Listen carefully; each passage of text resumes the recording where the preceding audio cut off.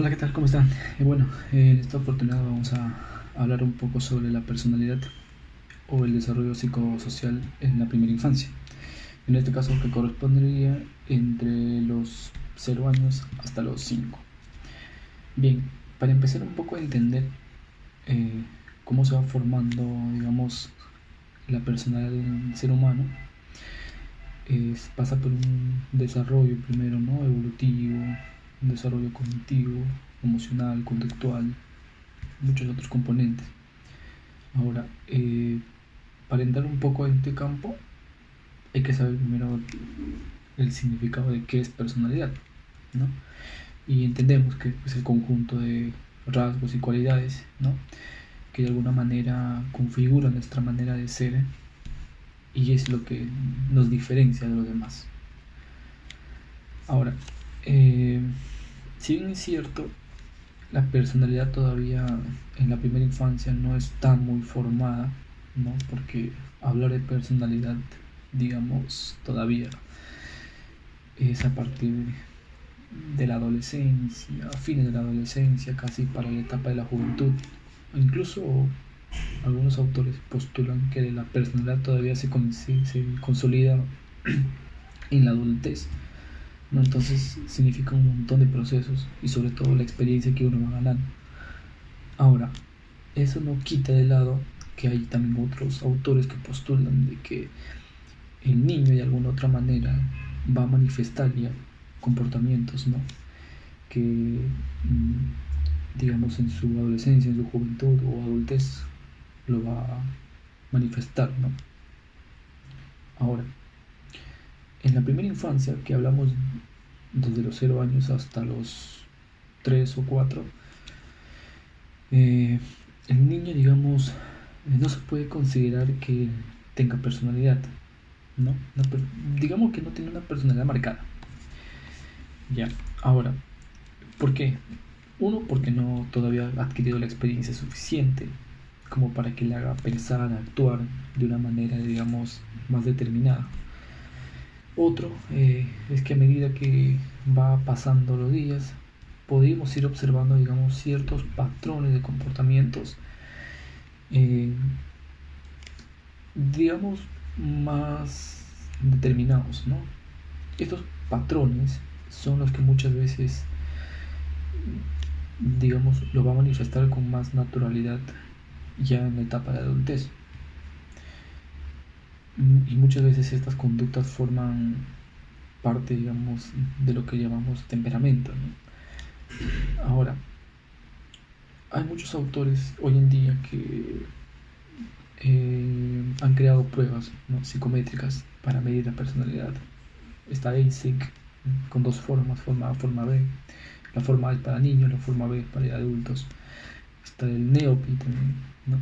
Y el más conocido también, que es el Milon, que es para trastorno de personalidad. Bien, ahora, eh, para entrar un poco más al ámbito de la personalidad propiamente dicha, nosotros vamos a ver muchas teorías a lo largo de esto. Hay muchos postulados de diversos autores. Vamos a empezar con el psicoanálisis de Freud, ¿no? Ya, Freud nos postula de que existen estadios, ¿no? Periodos, o él le llama etapas de desarrollo.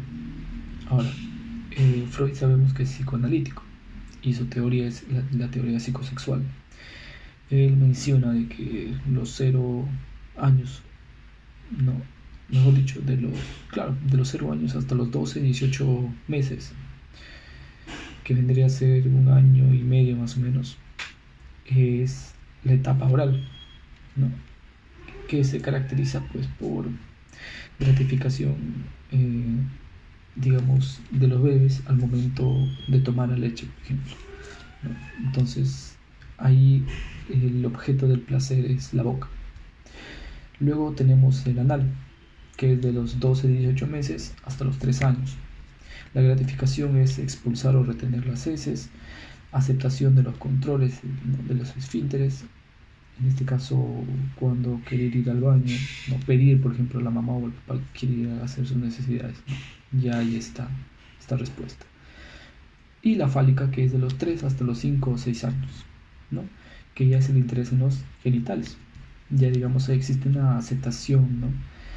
El conflicto de Edipo o el conflicto de letra para las mujeres, ¿no? Que conduce esto a una identificación, dice, con el padre. En este caso, con ese conflicto de Edipo, lo conduce a la identificación con el padre del mismo sexo, ¿no? Y el de letra. Ahora, también como sucesor de Freud tenemos a Erikson, que nos habla del desarrollo psicosocial. Él también tiene etapas de desarrollo, también que va desde el nacimiento hasta los 12-18 meses, y él manifiesta entre confianza y desconfianza. Él hace como un versus. ¿Qué quiere decir esto? En confianza versus desconfianza está el positivo, ¿no? Que es sentimiento de confianza, de apoyo ambiental. Y el negativo, que es miedo y preocupación en sus relaciones con los demás. Luego tenemos a la autonomía frente a la vergüenza y duda, que es el positivo. Autosuficiencia, si se alienta la exploración, y el negativo, dudas acerca de lo mismo o la falta de independencia. Luego también tenemos la iniciativa frente a la culpa, que es positivo, descubrimiento de vías para iniciar acciones, y el negativo es la culpa en torno a las acciones y los pensamientos. Luego, Freud nos habla de que estas etapas del desarrollo psicosexual, cuando una persona se queda en un cierto estadio, en una cierta etapa, va a conducir a tener fijaciones, una fijación oral, una fijación anal, una fijación fálica. Ya, ahora, ¿qué significa esto? De que va a tener una actitud incorporativa. ¿Qué rasgos vamos a rescatar, digamos, como personalidad? Optimismo, credibilidad, pasividad, admiración, engreimiento. Luego tenemos el mordiente, que es el pesimismo, desconfianza, manipulatividad, envidia, ¿no? Luego, ¿cuál es el logro? Seguimiento de seguridad en la vida. Luego también tenemos el anal, que es expulsivo, generosidad excesiva, expansión, conformidad, desorden, informalidad, odio a sí mismo. Y tenemos la retentiva, mezquindad, estrechez, obstinación, orden, puntualidad estricta y la vanidad. ¿Cuál es el logro? Sentimiento de autocontrol y seguimiento de las normas. Más o menos estos son los rasgos de personalidad que él va identificando en base a qué fijación el ser humano se queda en su etapa de desarrollo. Ahora, también hablando de personalidad, hablamos también del desarrollo cognitivo de Piaget. Él lo divide en 4 etapas, ¿no? Lo que nos interesa es la etapa sensorial-motor y el preoperacional. La etapa aproximada en sensorial-motor es de 0 a 2 años. ¿Cuál es la característica? Que empieza a hacer uso de la imitación, la memoria y el pensamiento.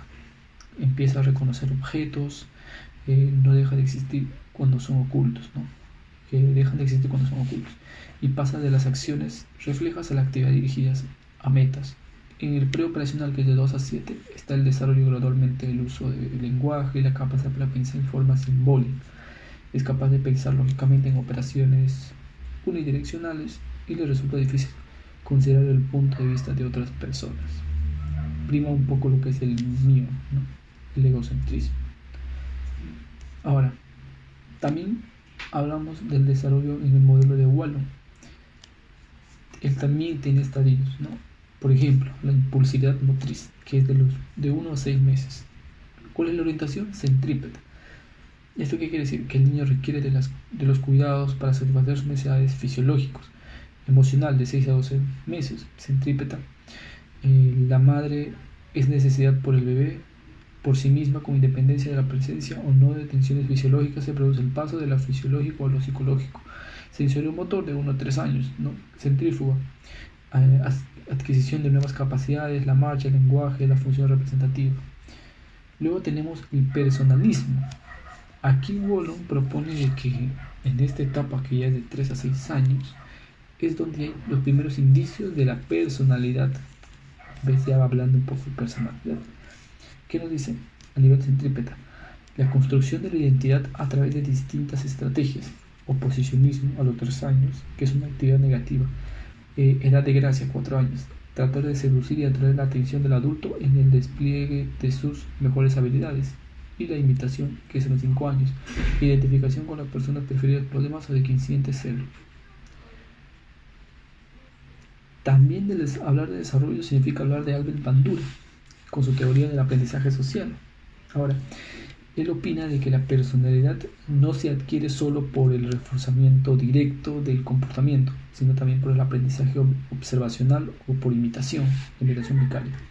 ¿Qué quiere decir esto? Que el sujeto adquiere, digamos, una forma de conducta observando, ¿no?, las acciones de los demás. Ahora, también Bandura dice que el ser humano puede dirigir su comportamiento eligiendo determinados modelos. Esto me hace reflexionar un poco sobre cuando los papás, ¿no?, van a consulta y le dicen, por ejemplo, mi hijo no me hace caso, es rebelde, me contesta, me alza la voz, o me quiere pegar, es muy agresivo, se tira al suelo, berrinchudo, etc.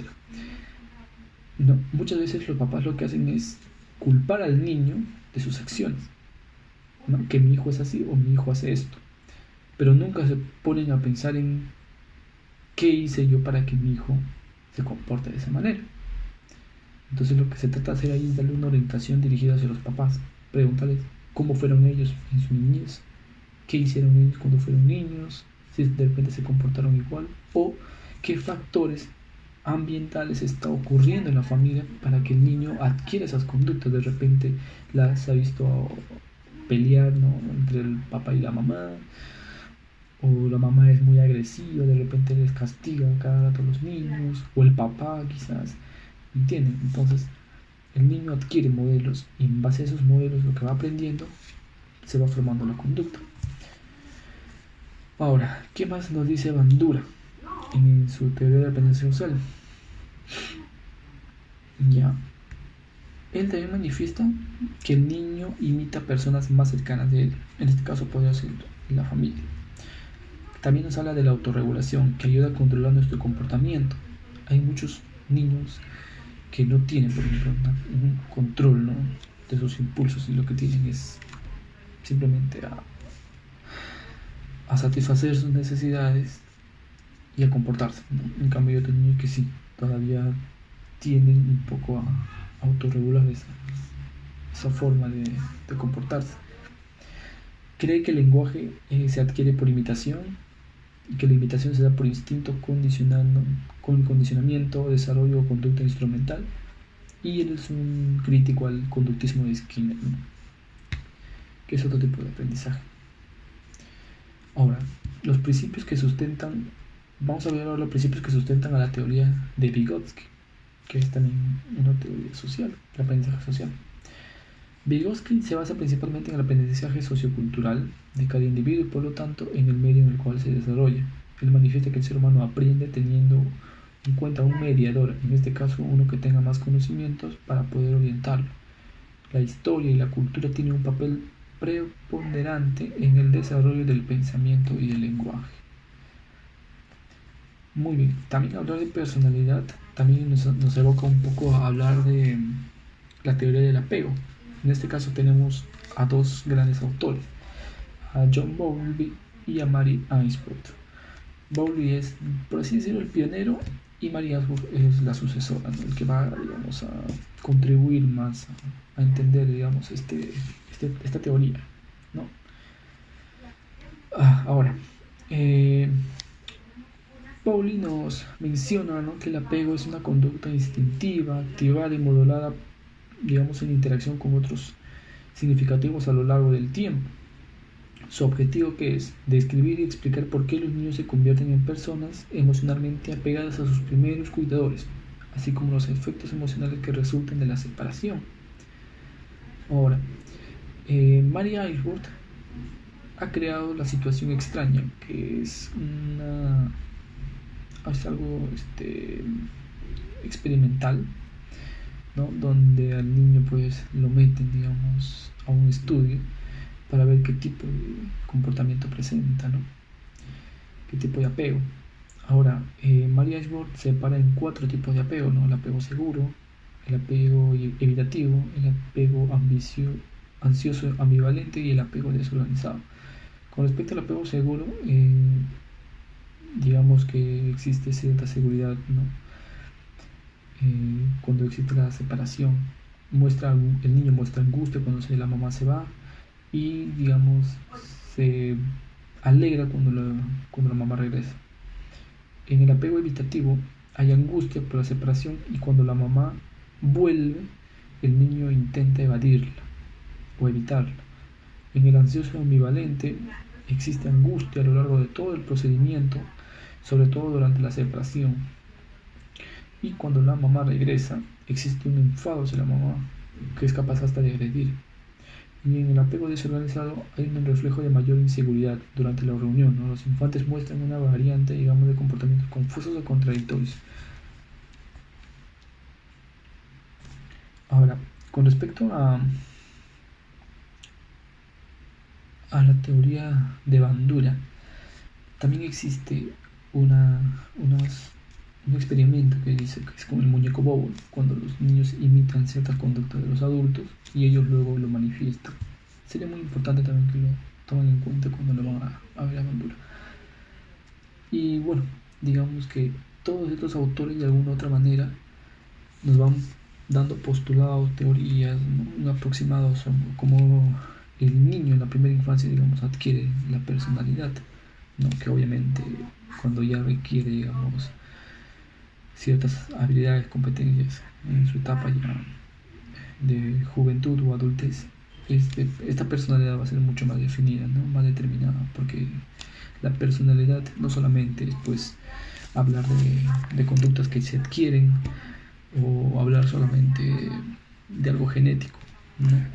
Digamos que la personalidad es de todo, ¿no? Es genético, es social, es emocional, es por aprendizaje, entonces es el conjunto de todo para que nosotros pues tengamos rasgos más permanentes, ¿no? Bueno, eso sería entonces con respecto a la personalidad o el desarrollo psicosocial en la primera infancia.